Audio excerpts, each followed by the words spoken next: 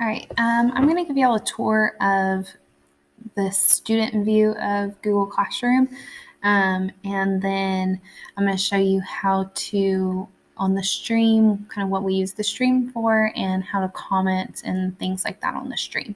So that's our focus right now, tour, and then we're just going to talk about the stream. Okay, so this is Google Classroom.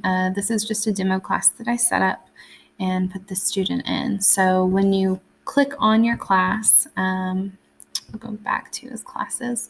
When you click on the class, this is how it looks when it opens up. On this left-hand side right here is going to be any upcoming due work that's been assigned. And so you'll see the name of the assignment and when it's due. This middle part is the stream, and my class, the way that we like to use it, I've kind of learned from my students over the years, and other teachers I know like to do it this way too. We use it as a discussion board. So for instance, you see this one, how was your spring break? What all did you do? So I just want you to answer that so that we can have a little bit of a conversation, since we are having to practice social distancing and we can't have a circle in class. So this is just kind of the way that teachers, we can still be there emotionally for your child and build that rapport that we do in the classroom all the time, all day long. We can do it this way digitally. So the student would just click in here and say,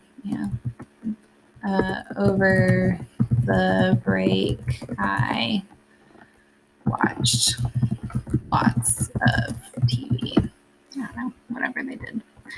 And then they'll click this turn in, and there's one class comment there. So then whenever their peers start putting things on there, they can also comment back to their peers, and the teacher can comment in and everything as well. This is something I tell my students. I do have the privilege, the right of turning your commenting off, and I don't like having to do that. But if we're not going to use it in the way that it's meant to be used, in this academic way, then I will turn off your privilege to comment. Let me see. I just got a notification that David replied to my question. So that's just something to talk to your kids about, being a good digital citizen. Whenever assignments are posted or material is posted into the classwork section, it'll also be shown on the stream. So it kind of works as like a Facebook newsfeed update or a Twitter newsfeed update. And then you have those questions that the teacher can put in there as well, wanting a comment back. When my students have questions on work at home, a lot of the time this is where they go to, and they'll post their question there, and I try to get to it as quickly as I can, but a lot of the time the other kids get to it quicker.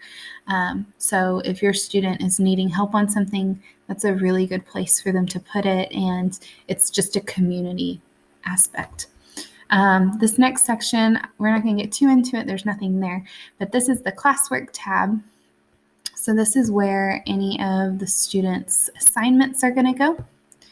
And then this last tab is people. So right here, easy way to send your teacher an email. You just click on that mail button and it'll let you send them an email. And then other students that are enrolled in the class, they can click on for them as well and send them an email. Now, emails aren't set up for kids under 13 because of permissions, just Google permissions. So if your child's under 13, they don't have the email function, which is why we come back to the stream. They can leave comments on the stream, and it works just like shooting me an email or emailing a friend. So that is the basics